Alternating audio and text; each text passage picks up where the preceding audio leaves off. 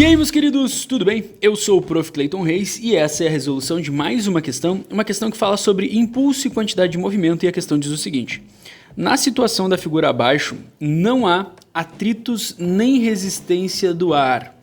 A corda que os garotos A e B seguram é leve e o plano que os apoiam, seus carrinhos, é horizontal.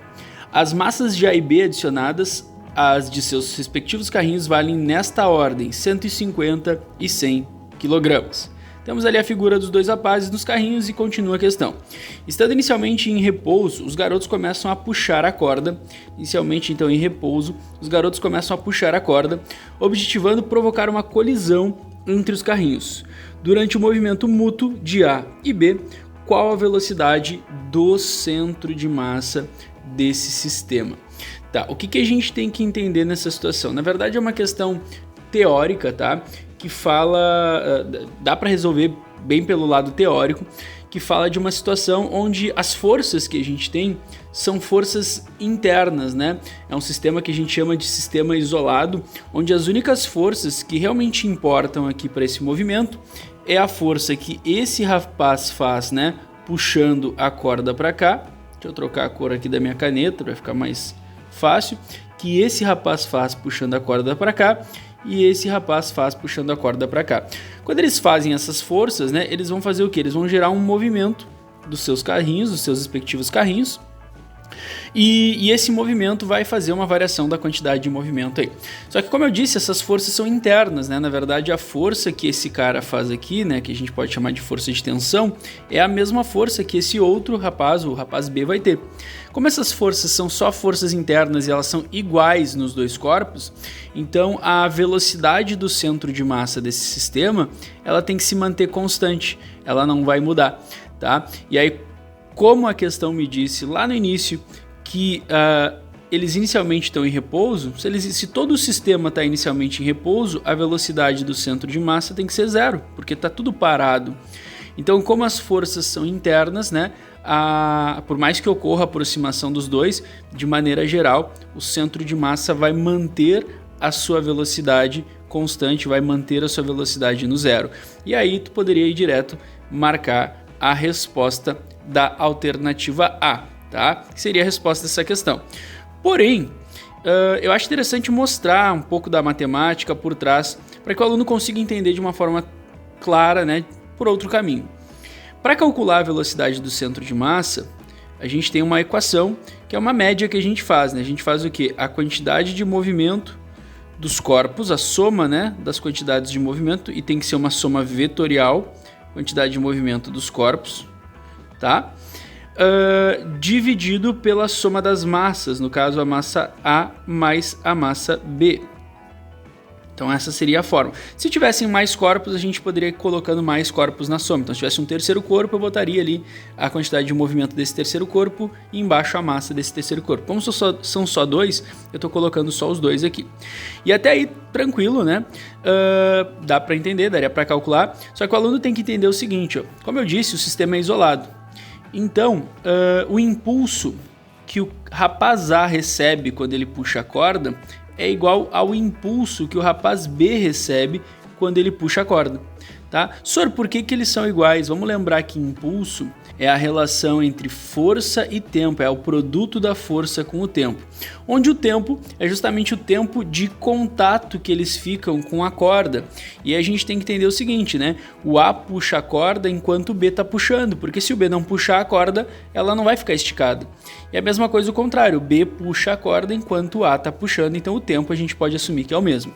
E a força seria a força de tensão na corda, né? O quanto a corda está tensionada. Como é a mesma corda, a força também vai ser igual, porque a corda não vai tensionar de maneiras diferentes. Por mais que um seja mais forte que o outro, eles estão sobre a mesma tensão da corda. Então eu sei que os impulsos são iguais. E aí onde eu quero chegar? Bom, se os impulsos são iguais, então as variações das quantidades de movimento de A e de B também são iguais. Sor, por quê? Porque se tu lembrar da matéria, tu vai lembrar que impulso é igual à variação da quantidade de movimento desses corpos, beleza?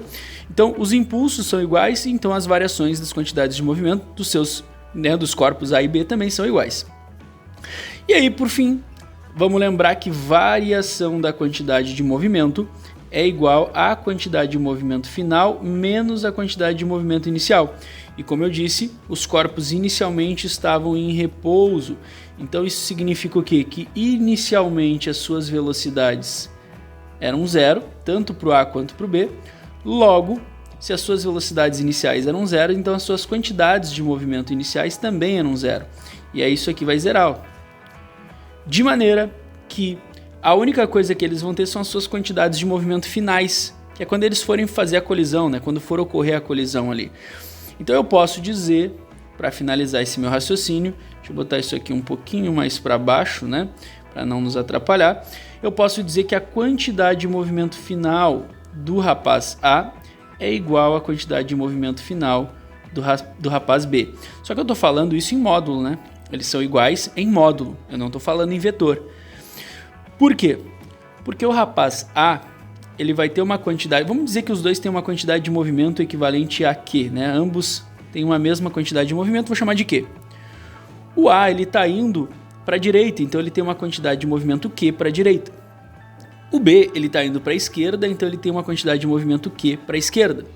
Só que, quando a gente fala em grandezas como impulso, força, velocidade e quantidade de movimento, a gente está falando de grandezas vetoriais. A gente não pode esquecer que a gente está falando de vetores. E aí eu tenho que lembrar que um vetor, quando tem sentido oposto ao outro, a gente põe um sinalzinho de menos. E eu acho que agora tu já entendeu onde eu quero chegar. Se eu botar isso nessa fórmula, eu vou ter a quantidade de movimento do A mais a quantidade de movimento do B, que vetorialmente tem o sentido oposto. E aí vai ter um sinalzinho ali. A massa do A mais a massa do B, daí tanto faz os valores. Mas tu entende que aqui em cima vai ficar Q mais menos Q, ou seja, vai ficar assim, a velocidade do centro de massa é Q menos Q sobre a soma das massas de A mais B. E aí isso aqui obviamente vai zerar, porque Q menos Q dá zero, e aí qualquer coisa que eu divida zero vai dar zero. E aí eu consigo mostrar que a velocidade do centro de massa é zero. Então essa seria a parte matemática, né? Fiz uma análise mais profunda desse raciocínio. Mas sempre que tu tiver uma situação onde tu só tiver forças internas, né? No caso aqui a tensão, o que é uma força interna? É uma força que vai agir igualmente nos dois corpos. Então tu pode dizer que esse sistema vai ter sua velocidade do centro de massa inalterada. A velocidade do centro de massa vai se manter o tempo inteiro a mesma. Beleza? Espero que vocês tenham entendido, espero que vocês tenham gostado. Muito obrigado por assistirem até aqui. Fiquem ligados aí nas próximas resoluções e era isso. Bons estudos para vocês e tchau, tchau!